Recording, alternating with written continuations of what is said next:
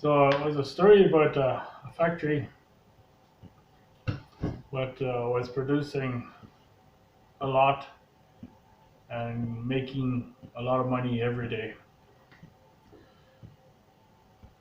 They ended up with a problem. They couldn't discover what the problem was, and it was costing them a lot of money. So it was a multi-billion-dollar company, and they finally called a consultant and asked him to come and find their problem. So the consultant goes to the factory and spends a few days there looking at things and standing around, and is dressed well and had a bit of a chart. Finally, he climbs up to a gauge, takes out his black marker, puts an X on it. He climbs down and he says, "That's your problem. Change that gauge, and everything will work the way it used to. The problem will be solved." Gets on a plane or a jet, flies back where he came from, and sends the company an invoice. Manager looks at it. He looks at his email and sees that the invoice says $10,000. Well, that seemed very high to be standing around and go put on an X on a gauge. So then he sends an email back asking to break down that invoice that he knew where and what the costs all were. So he gets an email or a reply back how the invoice was split up, and it says $1 for X on gauge, and then $9,999 for knowing which gauge to put the X on.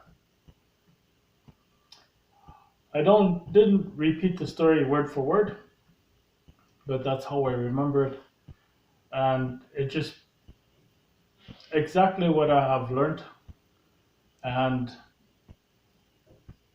it seemed to that small story explained it so well in my mind. Without them knowing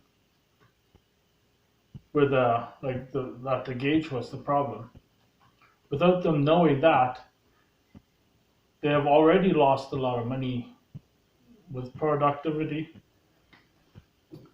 So without them knowing the thing to fix, therefore they won't be fixing it until they find what they need to fix, which was that gauge where you put the X on. And that cost them a lot more than $10,000 already before they hired this guy to do it, the consultant to come over, and would have cost them a lot more to try to find it themselves. So hiring a consultant is a good thing, especially when it gives you the solution and takes away the cost and brings in a profit. That's one book I definitely want to read because that is right down the stuff I'm into. There's another one. It's called Happy Money or something like that. And there he was talking about as a child. Well, he gave an example of happy money and unhappy money. So the happy money is when a child goes and buys candies or some toys or something like that. That's happy money. The unhappy money is the money you spend on stressful things. I don't know, maybe rent and things like that. So I might get that one as well, just to see what the book's all about. I agree with that, and that's why I'd like to get the book. It's because money can give you happiness, and uh, there's one guy who says, I don't know which book that was, where if you think money doesn't solve problems or doesn't bring happiness, just don't have any money for a while, and then you'll find out uh, more problems and unhappiness without money.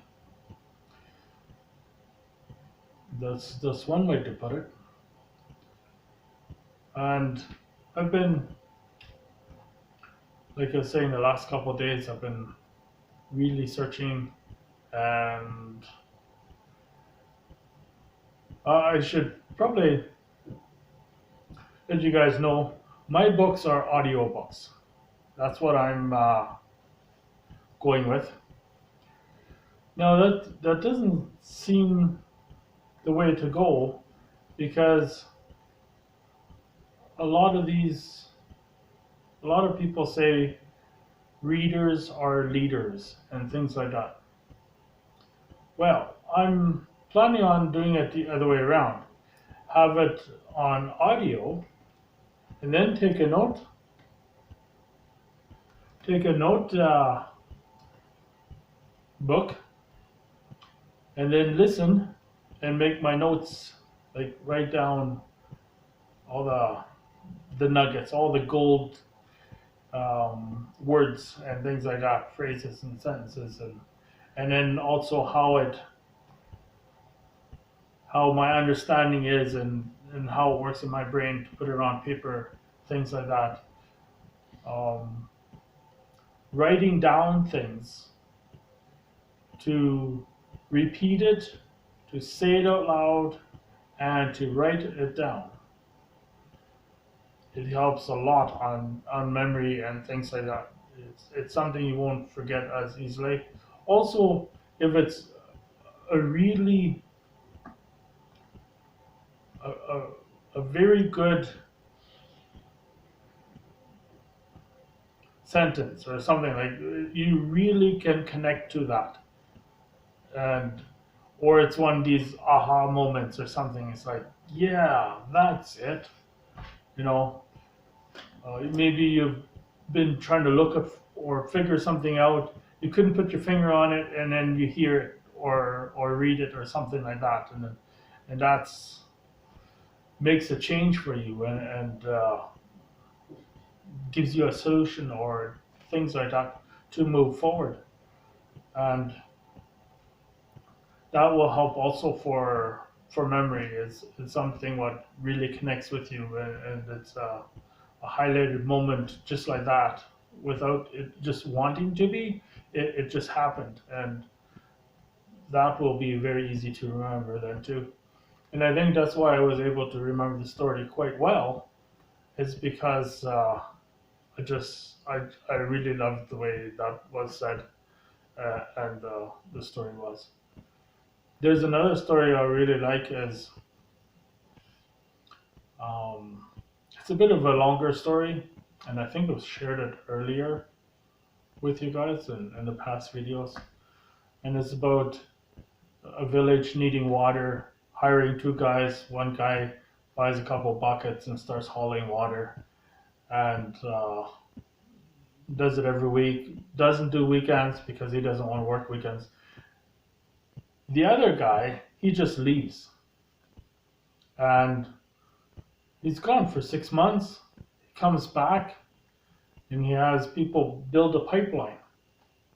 And he says to the village, you can have water anytime you want, and I'll make it for much less, 75% less than the guy carrying the water. And it will be clean water, because I've heard that there's complaints about dirty water. And everybody's happy. There's a tap. They get their water, and everybody starts going for the pipeline of water instead of the buckets. So this guy with buckets, he buys two more buckets and buys lids for them so that the water will be more clean. And then he gets his sons also involved so that there's more water delivered. And then they also alternate so that there's also being on weekends as well. He drops his rate 75% as well, just so that he can try to compete. And he works really hard, but his sons go to school or to college or something like that, and they're gone for a while. And he says, "Hurry back! This business can be yours." He hires employees, and then there's regulations that you can only carry one bucket of water, not four each. There's all kinds of other problems in his own business with employees wanting and not wanting to work. This guy who built the pipeline, he also decides or discovers, wait a minute, if this village needed water and it was a simple solution like this, that is 24 hours a day, every day, then there'll be other villages that will need water as well. And then he went and built for many other villages. He's making money and he can go relax. He doesn't have to carry buckets of water. And he's supplying water to thousands of villages. Where this guy was carrying buckets, he can only supply to one village and not even quite enough. That's a really good story I like as well. It shows about working hard and working efficient and things like that.